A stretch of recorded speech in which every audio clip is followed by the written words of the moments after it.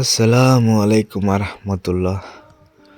তো আমার কাছে বন্ধুরা যে ফোনটা দেখতে পাচ্ছেন সেটা হচ্ছে নোকিয়া 1203। তো এটা মেনলি যেটা সমস্যা সেটা হচ্ছে যে সিম সাপোর্ট করে না। তো আমাকে এটা এক টেকনিশিয়ান ভাই দিয়েছে, বলছে এটা নাকি ওয়াটার ড্যামেজ ছিল। তো আমাকে ফোনটা দিল যে ভাই যে প্রকার হোক আমাকে ফোনটার কাজ করে দে। আমার কাছে 3 দিন ধরে ফোনটা পড়ে আছে, আমি কাজ করতে পারতেছি না। তো ওই ভাইটা আমাকে দিল, আমি দেখতেছি ও দেখছে কিন্তু কাজ করতে পারে নাই। সেটা হচ্ছে ও লাইনটা ঠিকঠাক করে বাইর করে নিতে পারে নাই, এর ফলে ও কাজটা পারে নাই, আমাকে দিয়েছে। তো ইনশাল্লাহ আমি তো সলভ করবই। তো আমরা ফার্স্ট টাইমে যেটা করে নেব সেটা হচ্ছে আমরা লাইনটা চেক করে নেব যে প্রপারভাবে লাইনটা ঠিক আছে কিনা। ফার্স্ট টাইমে আমি চেক করে নিলাম 1 নম্বর 2 নম্বর, এভাবে লাইনটা চেক করে নিলাম।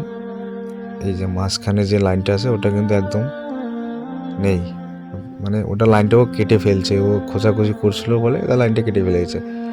তো আমি লাইনটা দেখে নেব কোথা থেকে কোথা আসছে। এই সিপিউর বগলে আমি কিন্তু আগে থেকে জাম্পার করে রাখছি, এই যে দেখতে পাচ্ছি এটা আমি এখানে জাম্পার করে রাখছি। তো আমি জাম্পারটা এখান থেকে করে নিব, এখানে লাগাবো 2 নম্বর অংশটা যেটা আছে 2 নম্বরে আমি জাম্পারটা করে নেব ভালো করে। আমি সাধারণত নর্মাল শোল্ডার আয়রনই ইউজ করে থাকি, এটা সবসময় আমরা ইউজ করি, সবাই যেটা ইউজ করে আমিও সেটা ইউজ করি। আমি যেটা জাম্পারের মাঝখানে দিতেছি এটার নাম হচ্ছে রজন। তো ইনশাল্লাহ কাজ কিন্তু হয়ে গেছে আমাদের অনেকটা। তো আমি আর একবার লাইনটা চেক করে নিব কি লাইনটা সঠিক পরিবর্তে লাগছে কি লাগে নাই। তো আমি যেটা চেক করবো সেটা ডিজিটাল মাল্টিমিটার। তো আমি চেক করব এখন লাইনটা আমার ঠিকঠাকভাবে লাগলো কি লাগলো না। মাল্টিমিটারে কিন্তু লাইনটা আমাকে ঠিকঠাক শো করতেছে না, হয়তো কিছু একটা গন্ডগোল আছে। আমি আর একবার চেক করব। এখন কিন্তু লাইনটা একদম প্রপারলি দেখাচ্ছে।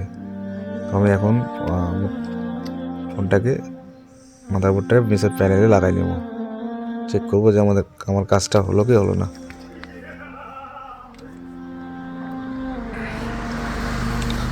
তো আমি সিমটা লাগাবো, এয়ারটেল সিম লাগাই নিলাম, সেটাকে অন করব।